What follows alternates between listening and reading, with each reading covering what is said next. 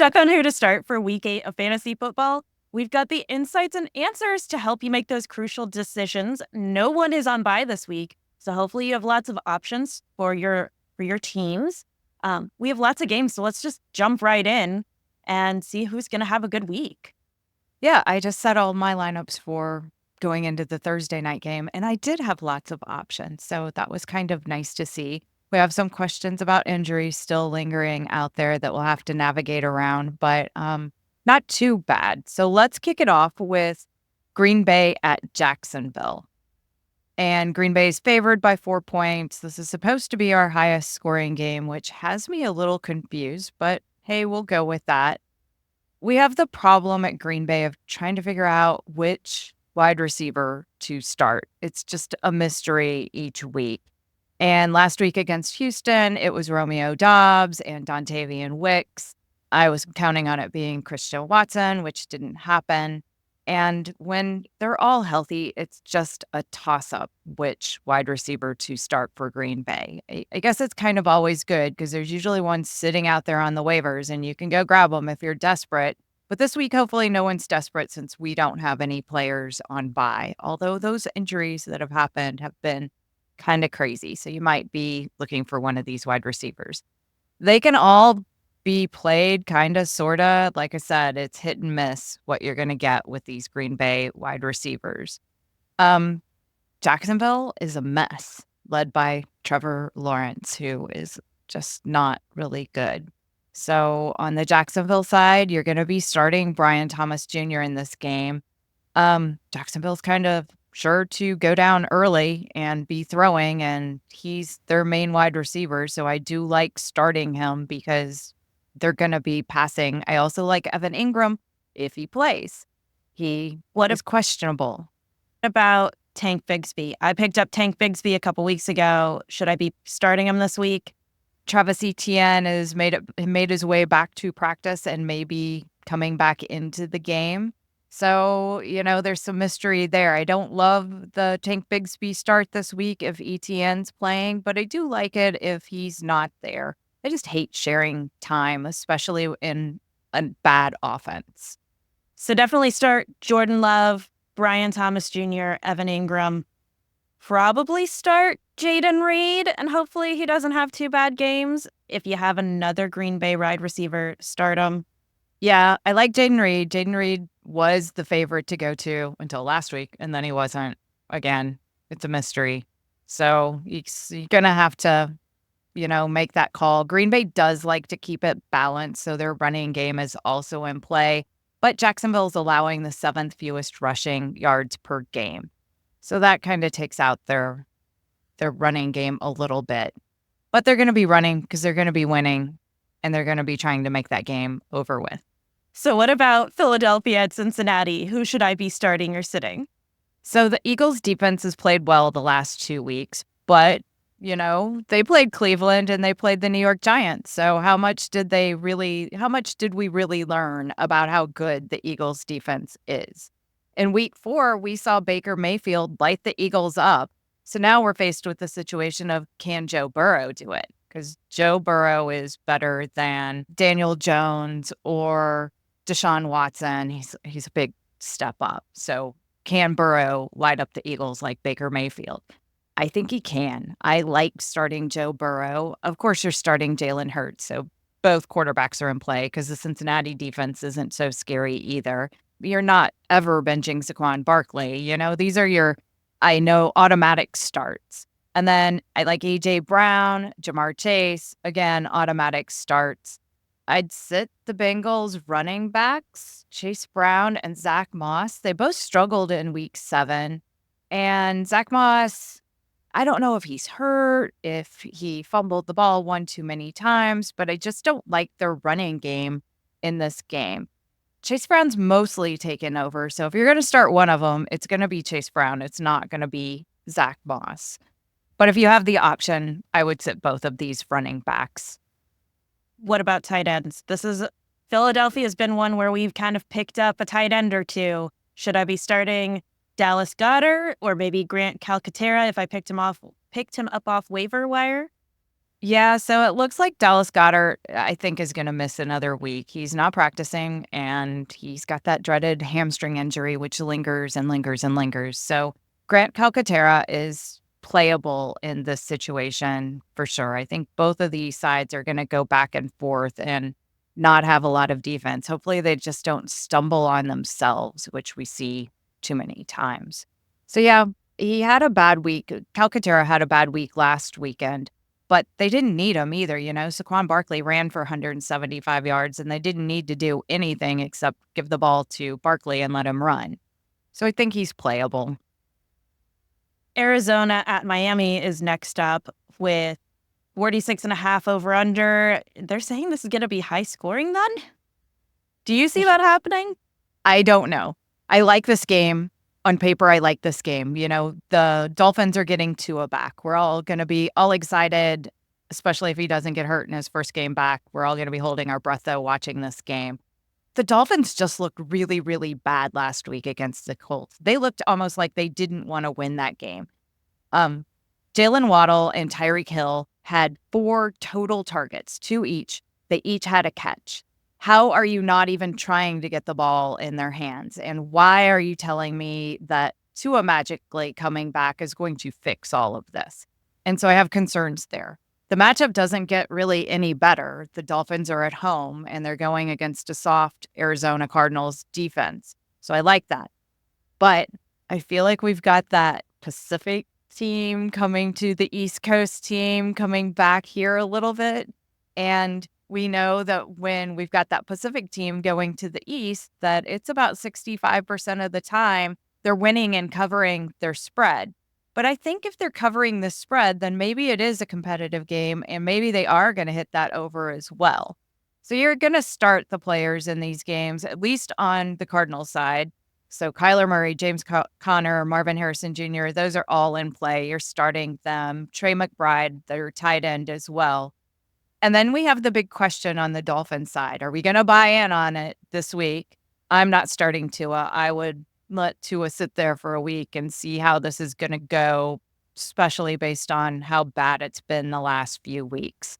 And then the bigger question comes in with the Dolphins running game. Are you going to start Devon, Achane, or Raheem Mostert in this game? And that's a big mystery for me. I have Achane, and I can't decide right now if I'm going to start him. I probably will. If you can sit on Tyreek Hill or Jalen Waddle, I'm probably not going there until Tua gets a good game under his belt. What would make you not start Achane on Sunday? I had somebody better to play. And that may be, in my case, I have Jordan Mason as well. So if I'm sitting there with Jordan Mason or Devon Achane, if Mason plays, and that's a big if right now, then I'm probably playing Mason over Achane. Makes sense. You have any of these players? I think I have Marvin Harrison, but okay, I've been cycling him in and out because I have some other options that I've liked more. This week's going to be a little interesting with DK out, so I gotta figure out who are my starting wide receivers this week, which does segue as well into our next game of Buffalo at Seattle, where I have both Keon Coleman and I have DK on my bench now. So DK is interesting. I thought for sure with his sprained MCL he was going to be out, and now the coach is saying we're just going to sit him for a few days and decide on Friday how he's going to feel.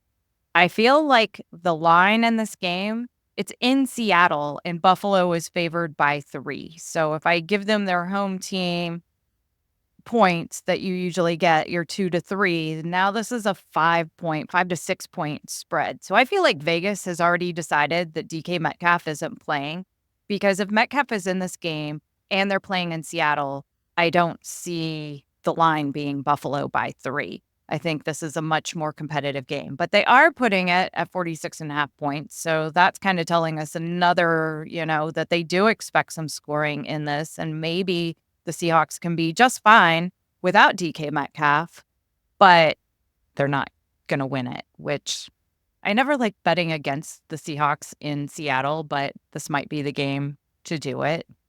We'll see. Now we've got the East Coast team going to the West Coast, and that's just 50-50. It doesn't get the same kind of odds that we see on the Pacific to East Coast. If you've got them, you're starting Josh Allen, Kenneth Walker is third, James Cook. James Cook is a must start. The Seahawks defense is also really, really beat up. So Buffalo could have a very, very good day in Seattle. I'm a little worried about Kenneth Walker making his numbers just because if this is a Bills blowout, will they be passing more with Geno Smith?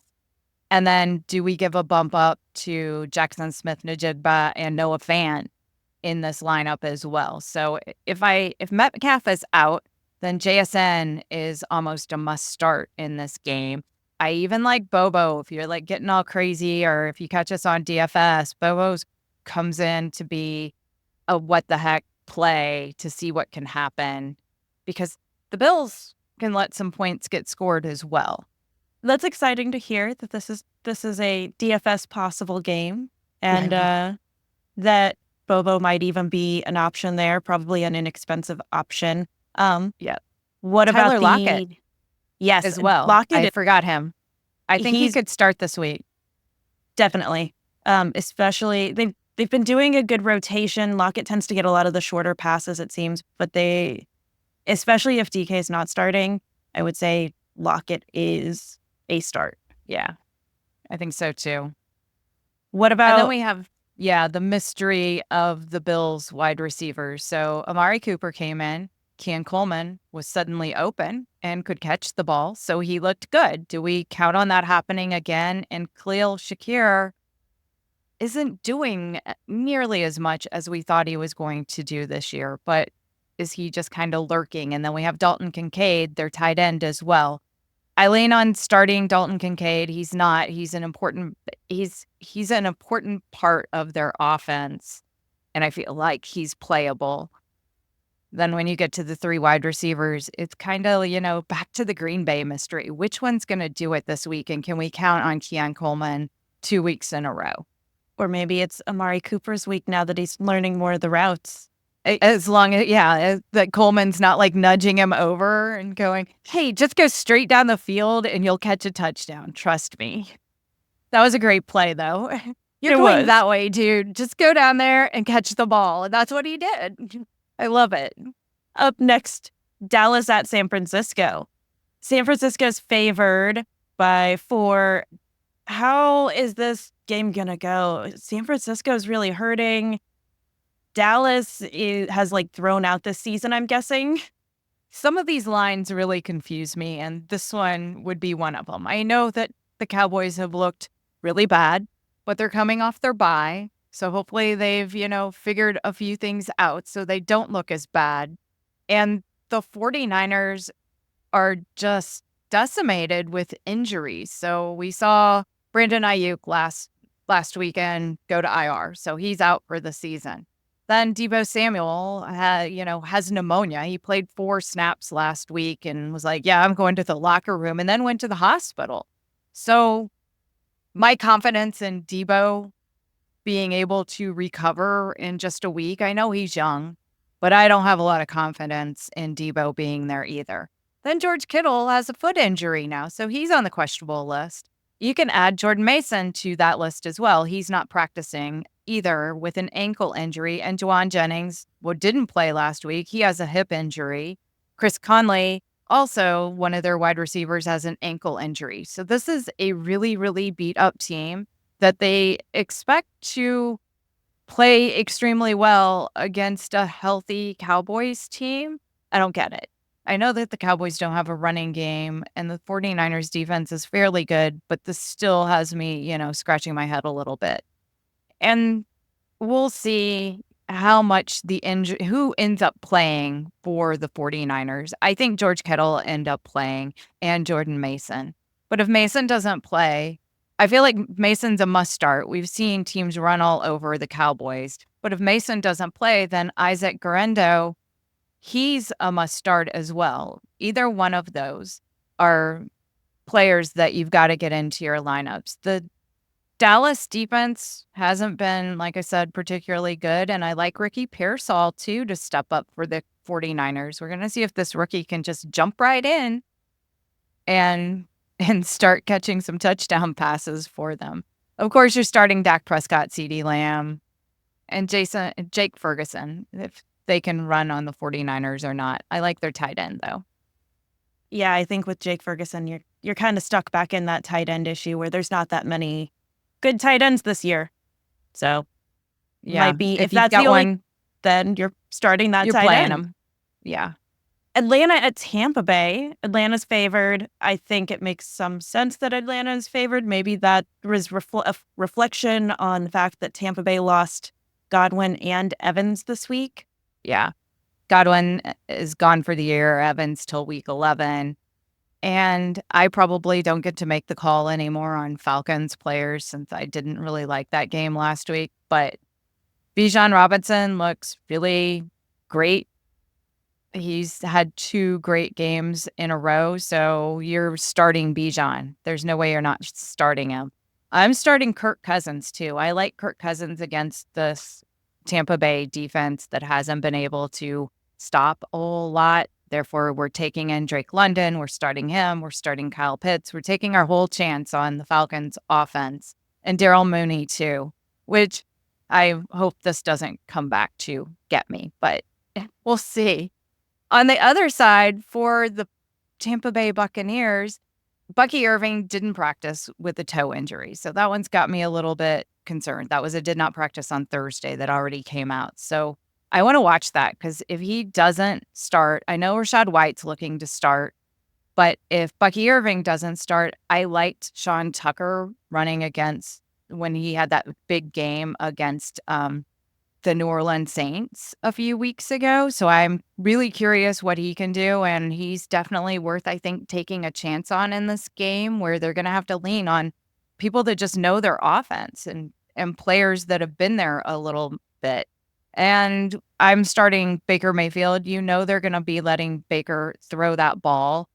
Rachaad White's going to probably pick up some of those passes, so you're definitely starting him. And then Cade Otton. Cade Otton's a must start. He may be our top tight end this week because of all of the other injuries, and we're not really sure who the wide receivers are going to be or what kind of chemistry they're going to have with Baker Mayfield.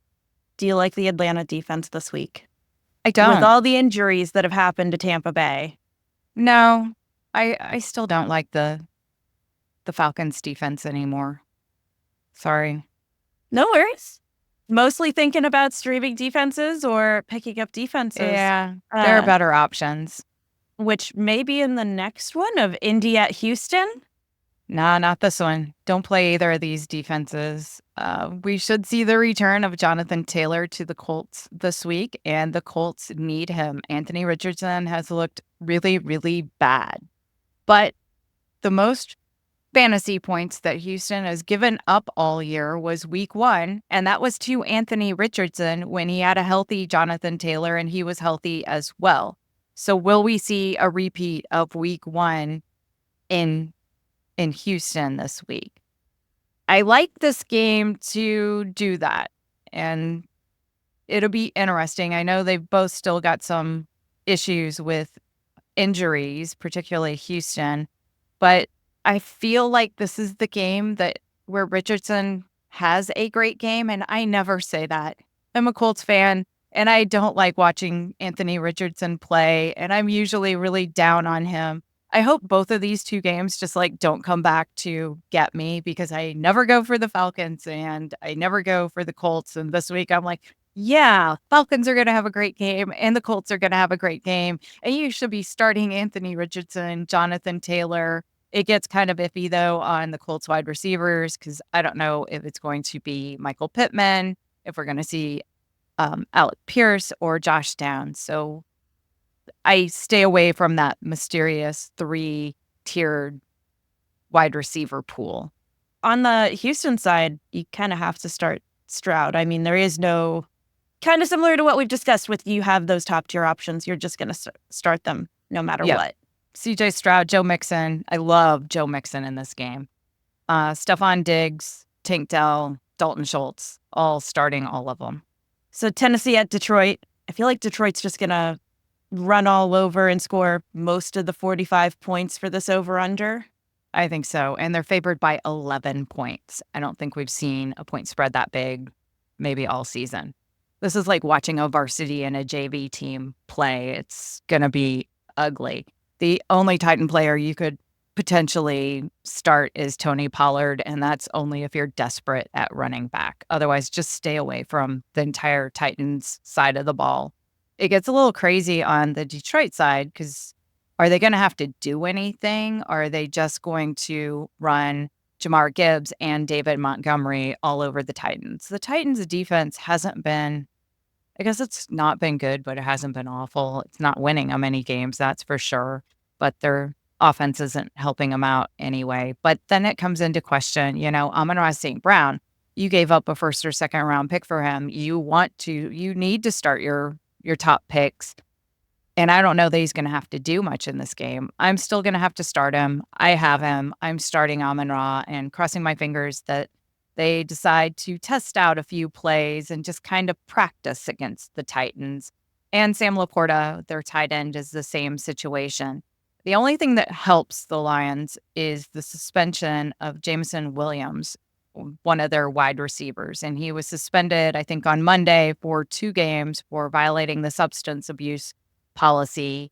He could appeal and play this weekend, but right now he hasn't appealed. So if he's out, then I do like Amon-Ra a little bit better and Sam Laporta a little bit better. Do you think that Detroit will kind of pull some of their top players if they start getting too far ahead? I know last week they had the really bad injury when they left, and when they left Hutchinson in, and they've kind of gotten criticized for that a bit.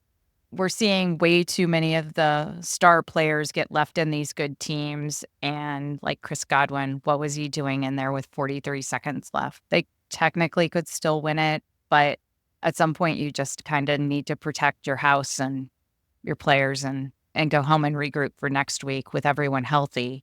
And they had already lost Devon. So, but that's what we get to do is sit here and criticize what they did last week.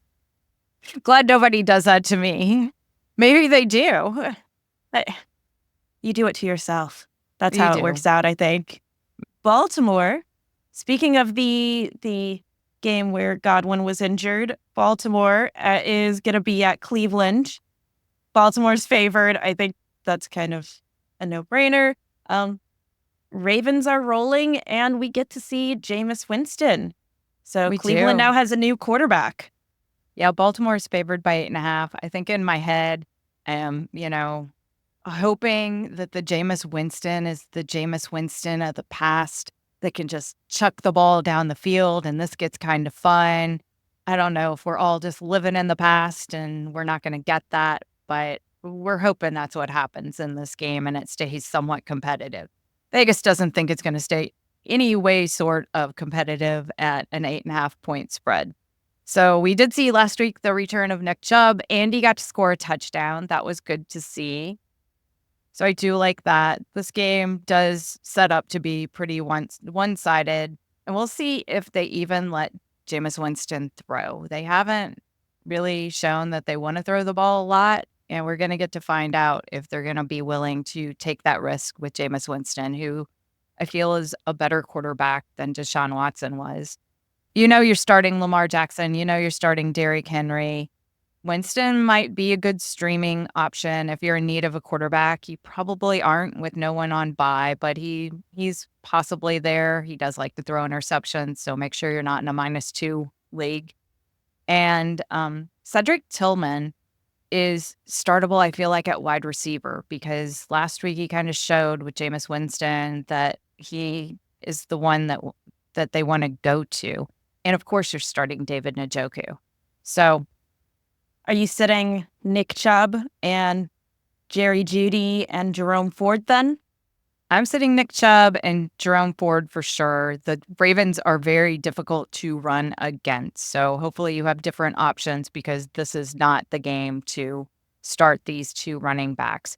And Jerry Jeudy just hasn't shown me that he's ready to step up and make the plays yet. So hopefully you have better options than Jerry Jeudy as well. I like Tillman more than I like Jerry Jeudy in this game. So let's move on to Chicago at Washington.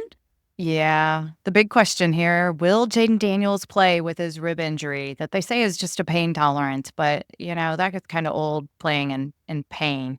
He didn't practice on Thursday. My guess is he won't practice and he'll be a game time decision. The line, I feel like, here says again he isn't playing. These lines seem to tell us a whole lot. Chicago's favored by 2.5, and it's in Washington. I have Jayden Daniels. I've got to make this decision too. And hopefully you've got another quarterback hanging out there. Make sure that you do have one, because I don't know if he will play. And then I got caught last week where he went out mid-game and after like 4 points, and I almost lost because he went out during the game. And Luckily, had Derrick Henry and won that week. Yeah, I had some backup powers there that helped out. But if Jayden Daniels doesn't play, Terry McLaurin, you almost can't play him. Marcus Mariota isn't a viable replacement for Jayden Daniels, especially against a Bears defense that is good. So if there's no Jayden Daniels, then there's no Terry McLaurin going in as well.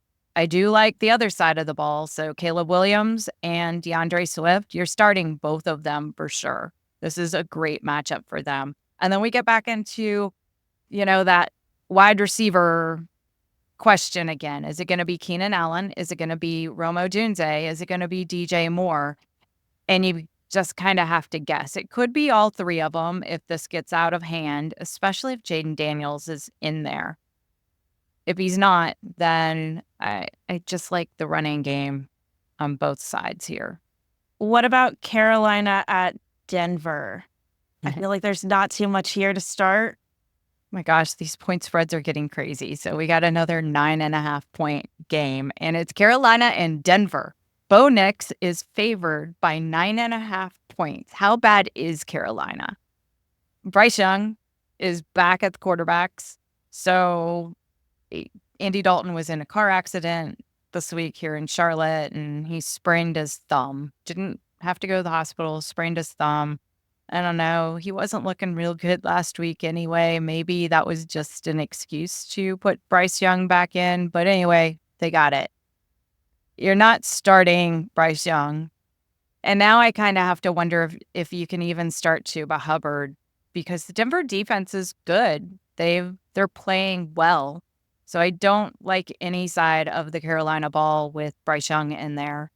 On the Broncos side, you could play Bo Nix. It's kind of crazy to say that, but he could run for 3 touchdowns on the Panthers. So Bo Nix, if you need a streaming quarterback, Bo Nix is probably it. And Javonte Williams is a must start as well against the Panthers. What about the Denver defense? Yeah, Denver defense. Interceptions? Definitely. This is a defense you want. Up next, Kansas City at Las Vegas Raiders. I think that some of these maybe don't start too many people from the Raiders. And no, the Raiders. Brock Bowers. Yeah, you've got to go with Brock Bowers just off of his sheer volume that he gets. But that's it. Gardner Minshew is back in at quarterback, and I can't really say he's a downgrade. He's just a different grade of quarterback that you don't want to start. And every time that Kansas City gets a new wide receiver, I get a little excited that maybe we're going to see like old Patrick Mahomes. And they got DeAndre Hopkins this week, and I'm a little hesitant to speculate how long he can last, because it seems like they come in and they get hurt. Within a week or two, they're hurt. Just like Juju Smith-Schuster. He had a great game, and then he got hurt. And I'm hesitant on DeAndre Hopkins. Plus, it's just his first week in there. So let's give him a game or two to figure things out. Mahomes last week had 14 fantasy points, and he hasn't topped 17 fantasy points this year. You're going to start him probably because you have to. I would prefer not to if you have another option, because we could just see Kareem Hunt. And if you have Kareem Hunt, you're definitely starting Kareem Hunt in this matchup. And hopefully you've got just other options everywhere else, because don't want to start anyone else. How about you? I am kind of in the same boat that I didn't realize that Mahomes hadn't had more than 17 fantasy points this season. And I already wasn't looking too much at Kansas City. I do have to recover since kind of hoping DK Metcalf plays, since one of my pickups from the waiver wire in the last couple of weeks had been Juju, and now Juju's injured. Wide receiver juggling's getting a little difficult here. It definitely is. So what about the New York Jets at New England Patriots? Because we had talked about Drake May being a quarterback who was a waiver wire option. Is this a game I should play him in? I do like Drake May. I don't really love him in this game. So the Jets defense has been really good, except for last weekend where they just let Russell Wilson, have a day on them, which was really confusing. So I'm assuming that the Jets defense gets it back together and that Drake May isn't going to have a good day. But if they let Russell Wilson do it, maybe Drake May can do it as well. I still like Drake May for sure, and he's been putting up good numbers, better than Patrick Mahomes. So you got to make that might call. be worth the risk. It might be worth the risk. On the Jets side, Davante Adams didn't pop in and save Aaron Rodgers, but we'll see if, week 2 brings a little bit better play out of Davante Adams, whose hamstring injury is gone. And then you definitely are starting Breece Hall, the running game for the Jets. So that is definitely a must start on this. And then the Jets defense I would start as well. On the Patriots side, Ramondre Stevenson didn't practice Wednesday with a foot injury. And I know he's been battling injury. So we'll have to wait and see till later in this week if he's going to start or not. And now we're kind of getting to the bottom of the games. 41, which is kind of surprising for this next game, 41 over under. New Orleans at the LA Chargers. I mean, I don't feel like you can play too many people from New Orleans, not even Kamara, really. No, we don't know who's going to be quarterback for New Orleans. So it could be Derek Carr. It could be Spencer Rattler. We don't know. They've got injuries at wide receiver, so we don't know what's going on there. Kind of, steers everything towards the run game, and the Chargers defense looks real, so they're good. I don't really like the Chargers side that well either. The only one I'm starting here is J.K. Dobbins, who could just run all over the New Orleans Saints and have quite a day. I do like the Chargers defense as well, but that's it.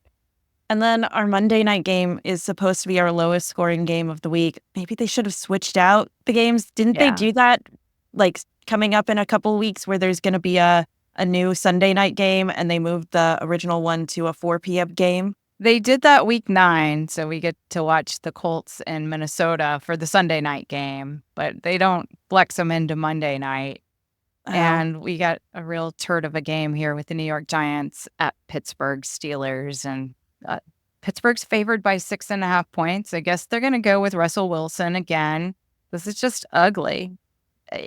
I don't even know how you get a 6.5 point game and a 36.5 point over under, but they're basically telling you that the Giants aren't going to score, which I don't quite agree with. The Steelers haven't shut down people that much, but the only person you're starting here is Malik Neighbors, again, just because of the volume he gets.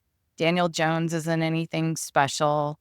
The running game's going to probably take a setback with the strong defenses in play here. And everyone else is iffy, and I don't like Russell Wilson. Please don't play Russell Wilson. And George Pickens, he could be started, but with caution? With caution. Okay, I've got no one else to play, and I'm going to play George Pickens. Yeah, last week's Giants game was hard to watch, and I ended up moving on to another game because it was difficult. Not quite what I expected from some of their previous weeks. I wasn't expecting it as bad as it ended up being. I might get to go to bed early both Sunday night and Monday night this week. Yeah, get some extra rest. Prepare for the next week. But that's it. That's all the games. So I kind of have some idea of who I should be starting, or maybe I should be running to the waiver wire and revisiting, is there anyone that I could grab last minute? If you're frustrated with your fantasy league and want to join us in DFS or daily fantasy, it's a great way to have a quick weekend win, score some points by picking up players that you feel a little more confident in. You can join us over at fangirlfootball.com. And if you're new, we have a couple of episodes that I'll link in the description. We'd love to have you join us in our weekend free contests.